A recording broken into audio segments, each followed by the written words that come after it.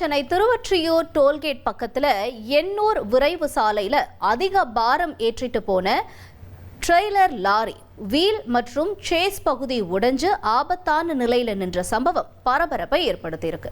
சென்னை துறைமுகத்திலிருந்து தனியார் தொழிற்சாலைக்கு இயந்திரங்களை ஏற்றி சென்ற லாரி திருவொற்றியூர் டோல்கேட் பகுதியில் வந்தபோது திடீரென பின்பகுதி மற்றும் நடுப்பகுதி சேஸ் உடைந்தது. இதனால் லாரி கவிழும் நிலையில் நின்றதால் ஓட்டுநர் உடனடியாக போலீசாருக்கு தகவல் அளித்தார். சம்பவ இடத்திற்கு வந்த போக்குவரத்து போலீசார் வாகன நெரிசலை தவிர்க்க மாற்று பாதையில் போக்குவரத்தை திருப்பிவிட்டனர். சிறிது நேரம் அப்பகுதியில் போக்குவரத்து பாதிப்பு ஏற்பட்டது. அதிக பாரம் காரணமாக விபத்து ஏற்பட்டதாக கூறப்பட்ட நிலையில் ஓட்டுநர் மற்றும் உரிமையாளர் மீது வழக்கு பதிவு செய்து 10,000 ரூபாய் அபராதம் விதிக்கப்பட்டது. அதிர்ஷ்டவசமாக பெரும் விபத்து தவிர்க்கப்பட்டதாக போலீசார் தெரிவித்துள்ளனர். இனி செல்லும் இடமெல்லாம் செய்தி.